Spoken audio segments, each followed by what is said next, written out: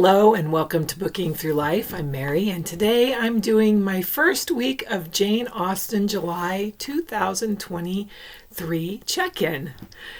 We're going to chat about what I've been reading, what I've finished, and what I'm looking forward to. And I hope you feel like you can comment down below on how your first week of Jane Austen July has gone and what you're reading and what you've finished. Yeah, and please feel free to comment down below. And if you have not and you would like to subscribe or like this video, I would appreciate it. Anyway, let's get started. My Jane Austen July has been fabulous so far. How about yours? I have finished a couple of books. I wish I would have finished a couple of more, but I'm doing something I don't normally do, and I'm reading multiple books at the same time.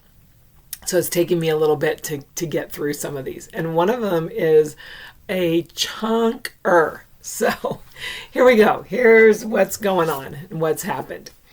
I finished Pride and Prejudice and Peril by Katie Oliver. That was what I read that in the first couple of days of July. This is a cozy mystery about a gal named Phaedra Brighton, and she's a professor at a university, and she is also helping out on a reality TV show called Who Wants to Marry Mr. Darcy, and there's a murder and things go from there. Anyway, I quite liked this one. I gave it a 3.5 stars. I've talked about this in a different video, so that's all I'm going to say about that.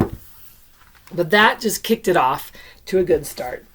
Then I'd been wanting to read this book for a while. I think I bought it last year. It's called The Clergyman's Wife by Molly Greeley. And look at that. Isn't that a really beautiful cover? And this is a continuation story with Charlotte, who marries Mr. Collins. Charlotte Lucas, who becomes Charlotte Collins as she marries Mr. Collins. And let's see. I always like to read the dedications. To all my parents for putting books in my hands and letting me read them at the dinner table. To my Jane for inspiring me to try, and to Stu for Sundays and every day. That's kind of a nice one. What I didn't know when I had bought this book, that I'd already read a Molly Greeley book. I read her book, The Heiress, last year. I think it came out last year. And I had a little bit of mixed feelings about that. It came up on, it's funny that on Facebook it came up on my memories that I had finished it, and I had a little review. And so here's the things I liked. This is about the heiress. The cover was beautiful. I don't have it. I think I checked it out at the library, and because I didn't quite like it so much, I didn't buy it, and I've decided that I don't really need to own it. The premise is that Anne de Bourgh was given laudanum as a child and becomes addicted, making her think she is frail. In her early 20s, she overcomes the addiction. And so then the question is, will she overcome her overbearing mother and take her place as the heiress of Rosings Park? So the premise sounded fabulous. But what I didn't like, so it was written in 4 parts. And I liked the middle 2 parts. The first part was somewhat intriguing, but for me just kind of went on. So I said the first 113 pages are of Gothic intrigue, which that's fine with me. It covered the first 21 years of Anne's life and addiction. I got it. I got that she was addicted after the first 12 pages. I didn't need 101 more of her bizarre musings and people treating her like a doll. So I guess there could have been more, 12 pages. I could have handled more than 12 pages, but I think it just got to be that it was just the same thing over and over again for me. Now, I have heard some reviews of it, and some people have really liked it. So, and then the end for me was a little kind of out there. I guess her theology for dying was maybe just didn't resonate for me. And so anyway, so I wasn't crazy about that one. So after I figured out that she was the author of The Heiress, I thought, I wonder what I'm going to think about this. But I gave this a 3 plus stars. It was pretty good. The one thing I will say is I think maybe she likes to write a little bit of a depressing, a little bit kind of a downer type book. I think I read in her author's notes that she really wanted to pursue what if Charlotte wasn't really happy being just the mistress of a house. What if she discovered that maybe romance was important and love was important, and so she becomes unhappy in her marriage, and some things have happened, and it's really you're kind of in her head as she's thinking through these things and trying to figure out how to live life in an unhappily married, with an unhappy marriage, and some other things. And then this is not a spoiler because it's on the back of the book, but she encounters this farmer, Mr. Travis, and there's something between the two of them that's intriguing. It's intriguing to her, and she's drawn to him. And then she's trying to figure out, what is it that she really thinks about love and marriage, and what is she going to do with the rest of her life? So beautiful cover. It was a good book, but if you are susceptible to the mood of a book and that will alter your mood, just know going in that this is kind of a depressing book. There is some hopeful aspects to it, but the mood overall, I thought, was depressed. So beware. Then the next book I finished was the Jane Austen Handbook, a guide, a sensible yet elegant guide to her world by Margaret C. Sullivan. And I've already talked about this book, and I do like this cover. The paper inside is a little stiff. It's not my favorite type of paper. I think I already said this dedication for my mother who lets me read everything. That's a nice dedication. Anyway, I really love this book. This book is something you can just kind of peruse here and there. It doesn't take long to read. It's not bogged down in a lot of dry facts about Jane Austen's world. They're short little kind of how-to articles, and some of them, there are some funny, witty things throughout. So I'm just going to read you a couple of the funny things. So in the little how-to article on how to indicate interest in a gentleman without seeming forward, one of the suggestions was to ask him if he would like to go stargazing. And I'm like, for right now, I can't remember if that scenario is in one of Jane Austen's novels. So if it is, and you know what it is, let me know down below. Because then it says everyone knows what that means. If not, he must be rather clueless, and perhaps you should rethink your affections. I might be getting a delivery. My dogs are barking. The next one came in the article, How to Marry Off Your Daughter. And let's see. Number 10. Was it number 10? Oh, no. Oh, yeah, number 10. Where's number 10? Oh, here it is. So, How to Marry Off Your Daughter. Prevent your husband from talking her out of it. You know what's best for your own daughter, after all. If a man has $12,000 a year, it doesn't matter if he's stupid. So that one seems to have come from Pride and Prejudice. I thought that was funny. Doesn't matter if he's stupid. Come on. Just marry the dude. And then for how to get him back after you've quarreled, this one I think comes from Sense and Sensibility. One of the suggestions is fall into a decline. Make yourself ill with unrequited love. He will hear of it and ride his horse into a lather to fling himself at your feet and beg your forgiveness. Just don't be so stupid as to actually die, especially if he has married someone else in the meantime. Anyway, I thought that's a good one. And then the other thing that I just thought was interesting had to do with the wedding day. And number 2, it just giving you some information about, if you do happen to get married in this time, you should know that get to the church bright and early, because by law, the ceremony must take place in your parish church before noon unless you have purchased a special license. Your parents and attendants will drive you to the church with you in their family carriage. I just thought that was interesting that it was the law that you had to get married before noon. So anyway, that's a very interesting book. I highly recommend it.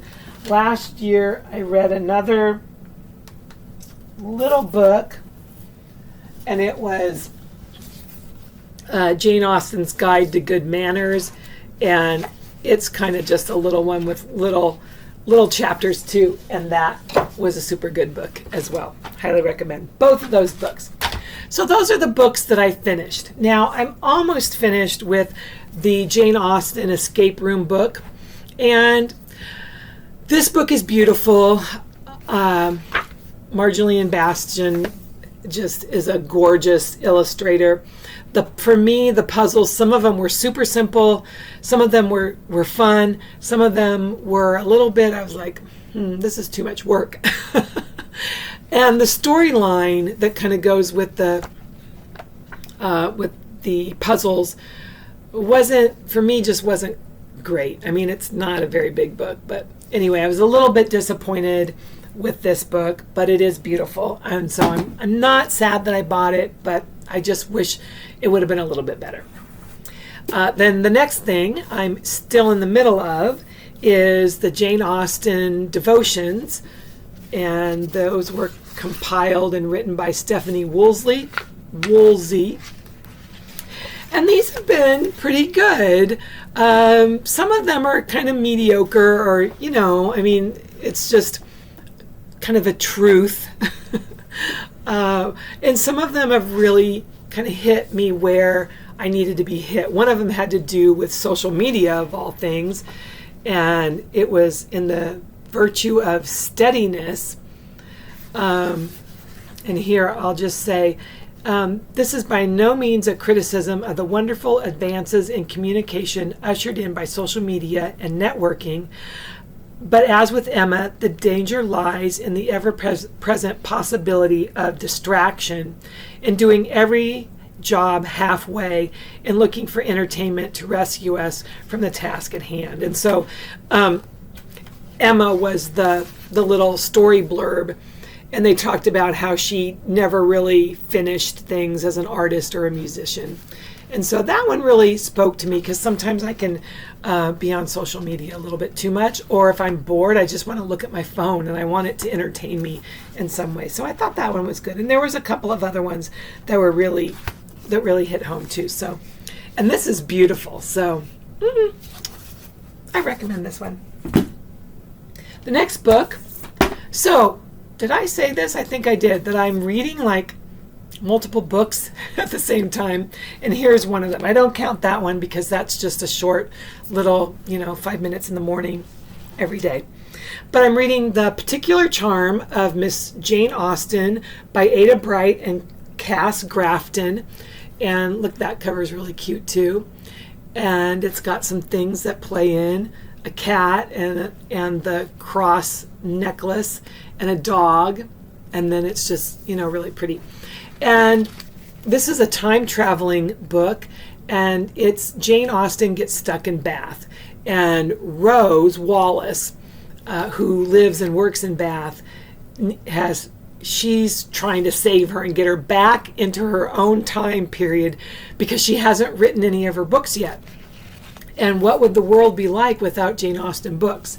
And so it's really been a fun read. I'm reading it with Art at Art's Bookshelf Odyssey, and we're both really enjoying it, and it's quite fun, and it's fun to talk about a book with another person. So thanks to Art for doing a buddy read with me, and I'm about halfway through and really enjoying it. It had a little interesting twist that neither one of us were expecting, and so that's been fun. So far that's getting 2 thumbs up. And then, like, if I could give like 4 thumbs up, for a book that I'm probably a quarter of the way through, it would be The Year in Between by Christina Moreland, and this is a Sense and Sensibility variation. It's the year in between when Eleanor marries Edward and Rose marries Colonel Brandon. And when I started reading this book, I was reading it on my Kindle. And I know it said 600 pages, but I just didn't realize it was just a huge chunker of a book. It's mammoth. This is a giant book. So it's very in-depth, but I must say Sense and Sensibility has typically not been my favorite Jane Austen book. And I haven't started it yet, but I'm going to reread it this year, hopefully start it next week. And I'm going to read it with the focus on the sisters' relationships and the family relationships. I think I said this in a different video that Katie from Books and Things had done that, and it increased her appreciation for the book. But I think this book is going to increase my appreciation much more too, because it's a very in-depth look at that whole year, and you're really for the Marianne part, you're really looking at her grieving over the love that she felt for Willoughby, that he turned out to be a rascal, and that she still at the beginning of the book has feelings for him. She wants to get through them, so she's working through those feelings. She's feeling like she's selfish and her character is flawed, so she's trying to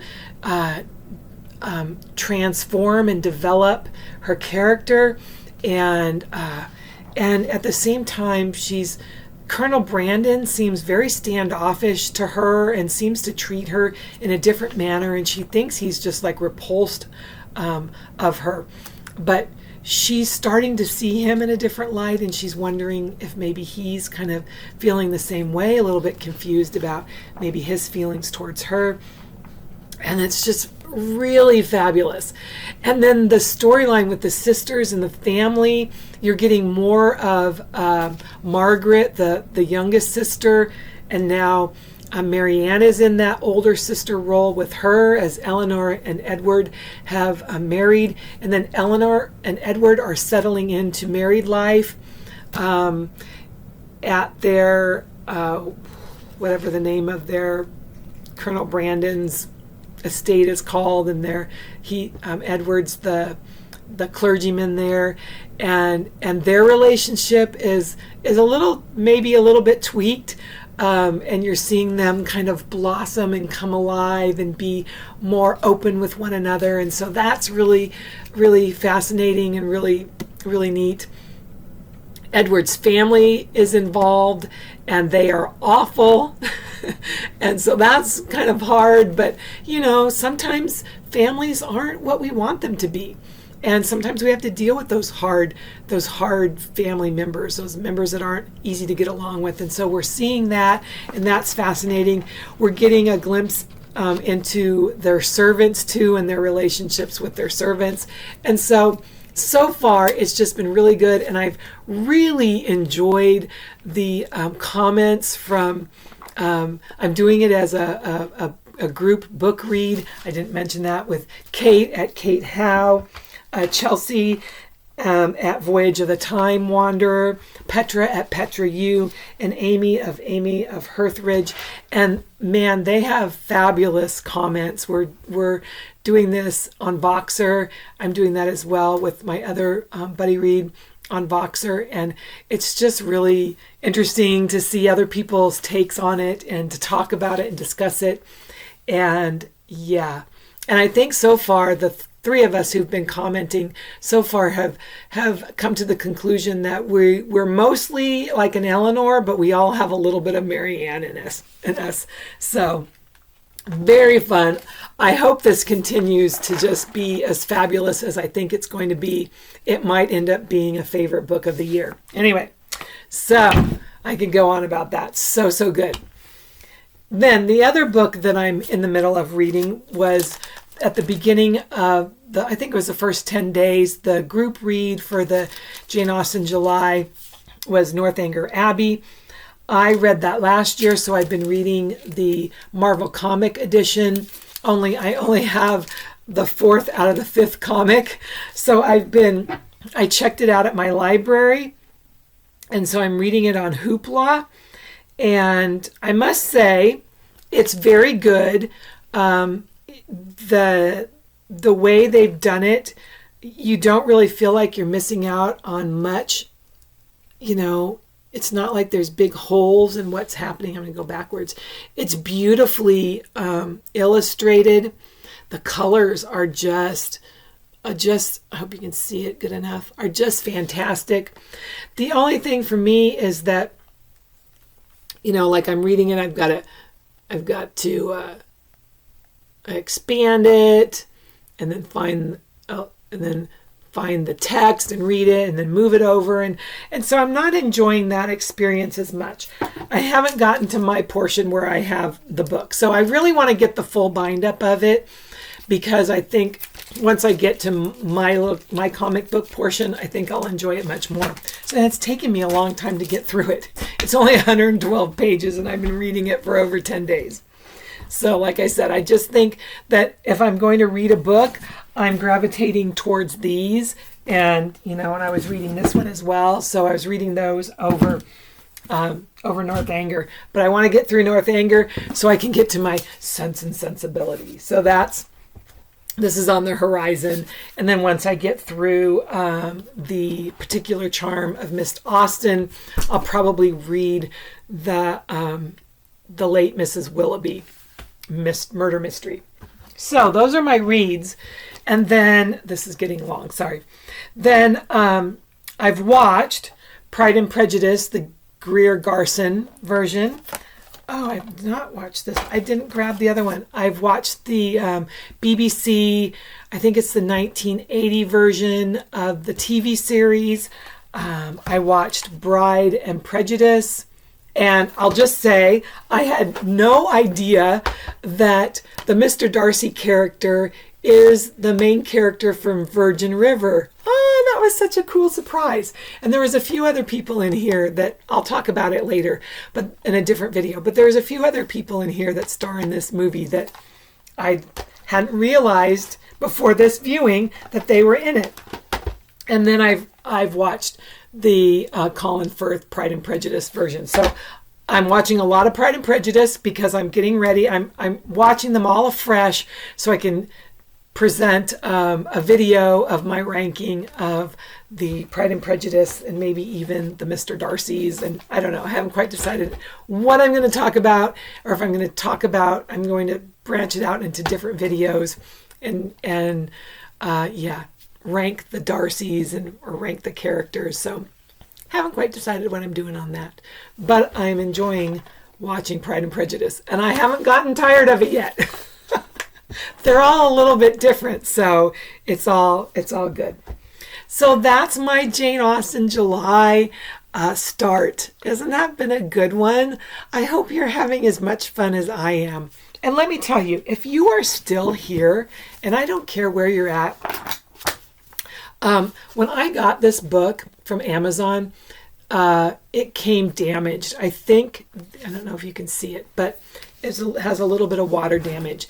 And I think the delivery driver must have spilled something because the package was wet and this was still wet. And I don't think you can smell it anymore, but it smelled. It kind of had like a fruity smell to it or something. I'm not quite sure. So Amazon is replacing it. It should come today or tomorrow. It was supposed to come yesterday, but they ran behind schedule. So I have this copy, and if you don't mind a damaged copy and you want it, look in my description box and I have my email address and you can shoot me an email. And I'm just going to say the first person who watches this to the end and sends me and wants this book and sends me their address, I will mail it to you. It's yours. Anyway, that's it. That's all I've got to say. Again, I hope you're having a great Jane Austen. And if you want a big chunker book that has just a little bit of damage, it's still very readable, it's yours. All right. I hope all your books are good books. And I hope all your books this month are Jane Austen's. But probably not. Anyway, I'll talk to you later. Bye.